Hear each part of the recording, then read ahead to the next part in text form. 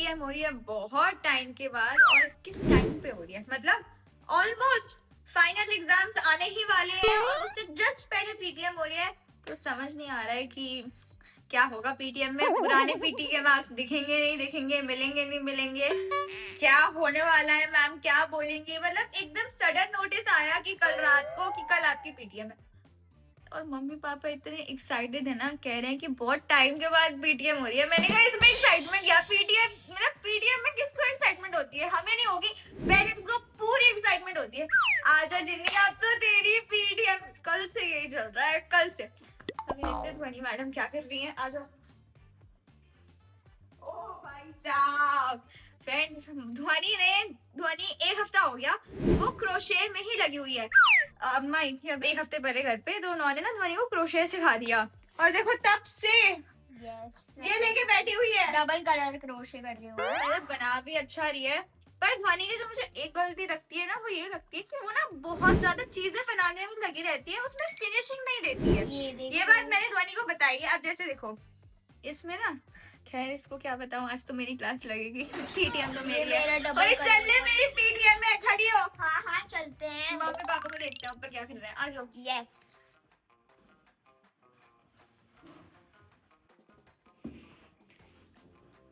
Ready हो दोनों?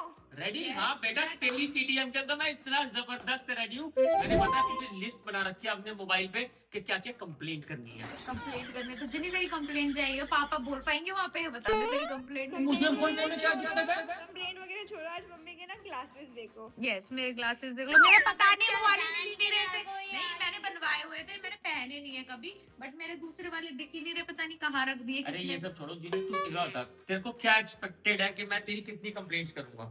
देखो मैं पापा को बहुत टाइम से जानती हूँ, और बोल के यही जाते हैं कि कंप्लेंट होगी तेरी बहुत सारी। पीटीएम में यही होता है, मेरे से भी नहीं कहते हैं हमेशा पीटीएम में, कल तो तेरी पीटीएम में इतनी कंप्लेंट करके होगा ना पूरे साल। अरे मैं धीमी की कंप्लेंट नहीं करूंगा, एकदम चुप। मैं धीमी की कंप्लेंट नहीं करूंगा, मैं स्कूल की कंप्लेंट करूंगा कि इसके मार्क्स क्यों नहीं देते कि हम अपने फ्रेंड्स के साथ शेयर कर पाए। हाँ, और बहुत सारे कमेंट आते हैं कि झुन्नी के ना बहुत कम नंबर आते हैं, इसलिए वो छुपाते होंगे भाई। तो मैं अपने 10th के प्री बोर्ड भी क्यों ही दिखाती हूँ, कम हो या ज्यादा हो, मैंने हमेशा दिखाया, और वैसे भी कम, बहुत कम भी नहीं आया और ये भी नहीं आया कि फुल आया है। यार देखो, एक काम करते हैं, अगर आज उन्होंने मार्क्स नहीं दिखाए ना, मैं चला जाऊंगा प्रिंसी के पास। प्रिंसी मतलब जो प्रिंसिपल है ना, मैम के लिए कि प्रिंसी मैम, प्रिंसी मैम के साथ पढ़ी हुई है। अरे हमारे स्कूल में भी एक शॉर्ट फॉर्म रखी गई थी प्रिंसिपल की, प्रिंसी, तो मेरे को वही आदत पड़ी है। थी, लेकिन you should have to respect your principal. Okay, मैं प्रिंसिपल जी के दफ्तर में जाऊंगा और वहां से बोलूंगा कि मेरी बिटिया के आप थोड़े से आंसर शीट दिखा दो ताकि मैं अपने फ्रेंड से शेयर कर पाऊँ। यस, तो फ्रेंड्स चलो, अभी तो पता नहीं, स्कूल में आज पीटीएम रखी है और ये एग्जाम से जस्ट बिफोर पीटीएम रखी गई है। मुझे पर्सनली क्या लगता है कि इसलिए रखी गई है कि अब बच्चे आ रहे 12th में, अगले महीने जो बच्चे पास हो जाएंगे 11th में, अगले महीने मतलब फरवरी के नेक्स्ट मंथ, मार्च में ही वो 12th में आ जाएंगे, और 12th में आते ही उन पे प्रेशर आएगा, तो स्कूल वाले ये डिस्कस प्रेशर आएगा बहुत जबरदस्त। Yes. जैसा अभी दिल्ली में ठंड वाला माहौल बना हुआ है ना, ऐसा प्रेशर। आप तो चुप ही रहो, आपने 12th करी है, जरा बता दो बच्चों को। फ्रेंड्स, मैं MCA पास हूँ, एमसीए पास, MCA करी हुई है, MCA MCA की डिग्री है मेरे पास। Master in computer application. ये मैंने MBA कर रखी है। अरे यार, हमने जो किया बारी जीते की। मुझे भी कुछ करने दो, चलो मेरी पीटीएम चलो, में लेट हो चलो, रहा चलो। है। चलो चलो, तो फाइनली स्कूल पहुंच गए। ये देखो ये कैसे बोली, तो फाइनली हम स्कूल पहुंच गए, Yes. क्योंकि ध्वनि की तो पीटीएम है नहीं, पीटीएम तो जिनी किया, तो ध्वनि इतना एक्साइटेड होके बोल रही है ना जिनी। हाँ, तू एक्साइटेड है, डर रही है? एक्साइटेड हूँ क्योंकि देखो मम्मा, पहली बार मेरी जो नई क्लास टीचर है उनसे मिलेंगे। जैसे सबको बताया था मैंने कि मेरी जो पुरानी क्लास टीचर है वो स्कूल छोड़ के चली गई है, बहुत रोई थी। तो तेरे मार्क्स सबको दिखाए जाएंगे, तू जरा सा भी नहीं डरी? मार्क्स नहीं पता दिखाए जाएंगे नहीं दिखाए जाएंगे, अगर और दिखा वैसे दिए तो देखो डर नहीं लग रहा तेरे को? देखो आपको सारे मार्क्स तो पता ही है मेरे, ठीक है, तो उसमें लेकिन डरने वाली अगर क्या बात? सीट मिली तो हम सबको दिखा देंगे। तो मार्क्स जस्ट का नंबर, क्या डरना, डरना क्या है, वो अपने Yes. हिसाब से अच्छा कर कर आइए। अगर तेरे आंसू आए तो अंदर वाली आंखों से आएंगे, बाहर वाली आंखों से आएंगे? क्या पता चारों से आ जाए। क्या पता, चारों से आ जाए। चलो आ जाओ। तो अब हम जा रहे हैं मेरी क्लास की तरफ, तो जिन्हीं की धड़कनें बढ़ गई देखो हैं। नहीं मेरे को पता क्या लग रहा है, हाँ। जिनी की स्माइल तो देखो आ रही है, बट अंदर से डर भी लग रहा है। चलते हैं, चलो क्लास जिनी में। लेकिन डर क्यों? डर थोड़ी रही हूँ मैं क्यों डरूंगी? डर के आगे जी माउंटेन ड्यू है। चलो नॉट अ प्रमोशन। तो फ्रेंड्स फाइनली शीट मिल गई है और घर ले जा सकते हैं। तो अभी जिन्हीं का खजाना मेरे हाथ में है। पहले भी हम और टीचर से मिल रहे हैं, एक मैथ्स के बेस की शीट मिलने वाली है, वो भी लेकर आ रही हूँ। और इतने मम्मी जा रही हैं तो अच्छा मम्मी को भेजने में क्या लगी हुई है? नहीं, चल लो वो स्टाफ रूम में देख लो। हम घर के लिए निकल गए हैं। तो जिनी कैसा लग रहा है? ऐसा लग रहा है क्या बोलूं, नंबर तो कम आए ही है ना मेरे। नंबर हाँ ठीक है, नंबर कम आया, वो तो घर जाके हम जिनी पेपर तू ना मम्मी का ना मोटो याद रख, marks is just a number. Marks कम आए हैं वो भी देखो फ्रेंड्स को पता चल जाएगा कितने आए हैं, लेकिन जिनी आपको उससे ना बिल्कुल उदास नहीं होना और नेक्स्ट टाइम के लिए और मेहनत करनी है। और देखो 11 तो एक तरीके से नया, एक तरीके बिल्कुल चेंज है। जैसे लोग घर चेंज करते हैं, डिफिकल्टीज आती हैं, ऑफिस चेंज करते हैं, जॉब चेंज करती है, वैसे 10 से 11 एक शिफ्ट है। ठीक कह रहा हूँ जिनी? लेकिन ये भी याद रखो मैम ने क्या बोला, आपके सारे कॉन्सेप्ट्स क्लियर है, हर चीज क्लियर है, तो अभी आपको प्रैक्टिस करनी है। मैम ने भी ये बोला 11 थोड़ा बच्चों के लिए टफ पड़ती है, न्यू सब्जेक्ट इंट्रोड्यूस होते हैं तो उसको समझने में टाइम लगता है, और 12th में तो फिर जाके बच्चे पक्के हो जाते हैं, यही बोला है ना। तो कोई नहीं, टेंशन किस बात की लेनी है, अभी घर चलते हैं आराम से और फिर आंसर शीट खोलते हैं तेरे।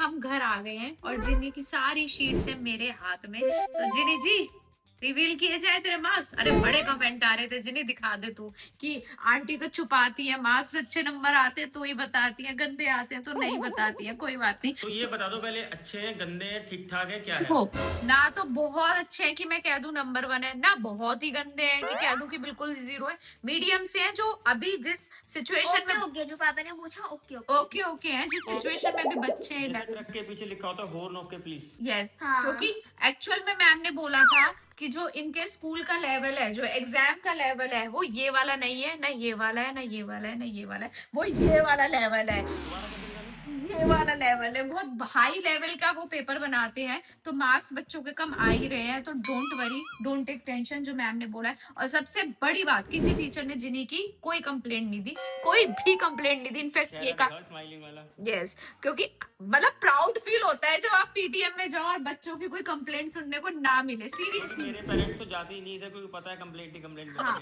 कोई भी कंप्लेंट नहीं मिली। हर टीचर ने ये बोला इसके अंदर पोटेंशियल है, इसके अंदर एफर्ट करती है, इसको सारा कॉन्सेप्ट से वो क्लियर है। बट प्रॉब्लम कहाँ है जिनी? प्रैक्टिस। मेरी प्रैक्टिस कम है तो उसको ज्यादा करना है, और बहुत ज्यादा प्रैक्टिस करनी है ताकि स्पीड भी बन जाए और पेपर छूटे भी ना। क्योंकि फिजिक्स का मेरा पेपर छूट गया था, मैथ्स का भी थोड़ा सा मेरा पेपर छूट गया था, तो थोड़ा सा प्रैक्टिस की जरूरत है। तो चलो अभी मार्क्स रिवील कर देते हैं। तो जिनी आप अपना पेपर के रिवील जिनी बताइए। ओके तो मैथ्स में आया मेरे 14 आउट ऑफ 25, जो मुझे लगता है मेरे हिसाब से बहुत कम है।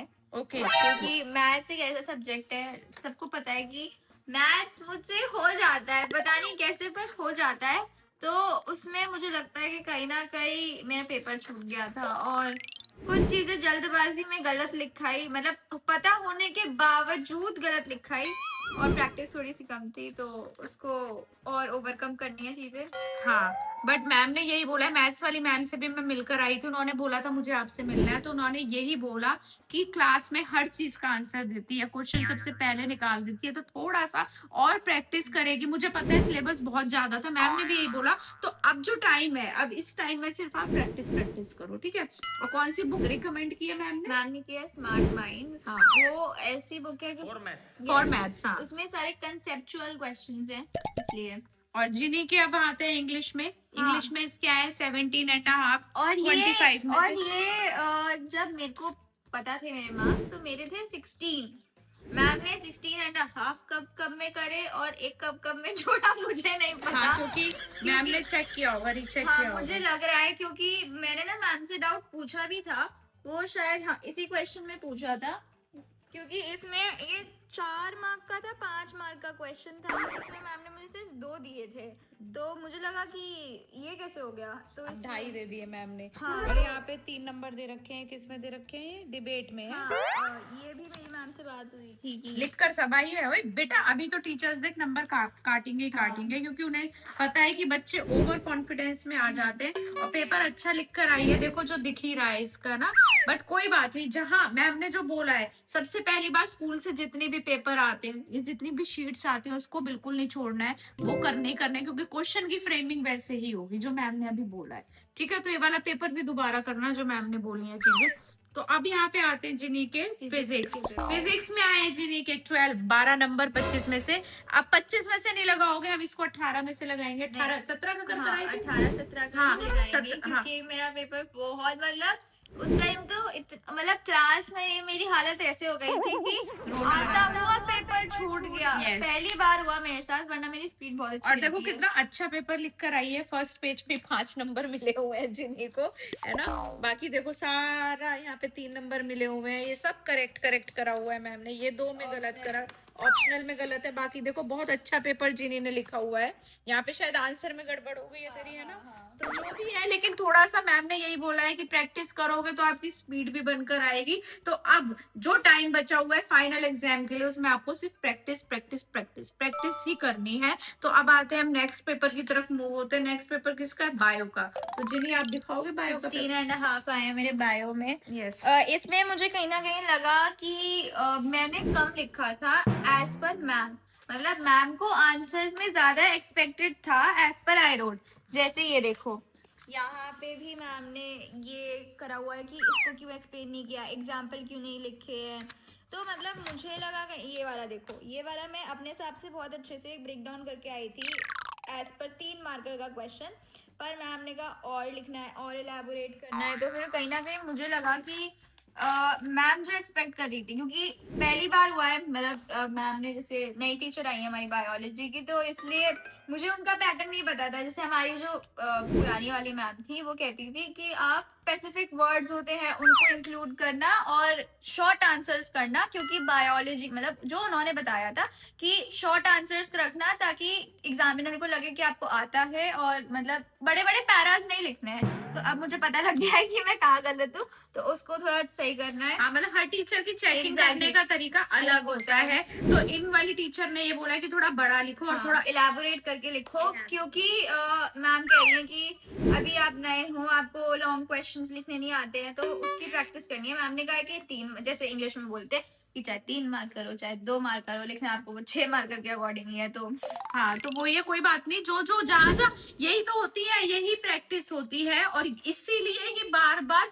स्कूल में एग्जाम लिए जाते हैं कि आपको समझाने के लिए। कभी भी मार्क्स से कंपेयर बेटा मत किया करो अपने एग्जाम्स को। टीचर बार बार टेस्ट क्यों लेती है? ताकि जो आपकी गलती है वो सुधरती रहे। इसलिए एग्जाम होते रहते हैं। और अब आता है जिनी का लास्ट पेपर, यानी केमिस्ट्री का पेपर। उसमें भी जिनी के आए हैं 12 नंबर। तो अभी जिनी से पूछते हैं यहाँ पे इसके कहाँ कंफ्यूजन हुई है। लेकिन जो केमिस्ट्री वाली मैम है, उनसे भी मैं आज पर्सनली मिलकर आई थी। उन्होंने भी यही बोला, बेसिक कॉन्सेप्ट इसके सारे क्लियर है, और जितना ये क्लास में आंसर बोलती है उस हिसाब से पेपर मैंने लिख पाती है। मैम ने ये बोला हाँ, कि हाँ। मतलब अंडरस्टैंडिंग पूरी है, पर आउटपुट क्यों नहीं दिख रहा। हाँ, आउटपुट नहीं दिख रहा है। लेकिन अब उसको मैम ने यही समझाया कि Yes. आपको बार बार उन्होंने तरीके बताएंगी क्लास में, तो वो आपको याद करने के तरीके हाँ, formula वो उन्होंने के। बता दिए। उन्होंने बोला अभी कि उसमें ही जहाँ तक है बच्चों को कंफ्यूजन हो रहा है, तो वो बताएंगी कि कैसे याद करने। तो बार बार आपको उसी की प्रैक्टिस करनी है। आप बताओगे अपने फ्रेंड्स को कौन से फॉर्मूला से? ऑर्गेनिक के लिए, ऑर्गेनिक केमिस्ट्री के लिए मैम ने ये बोला है कि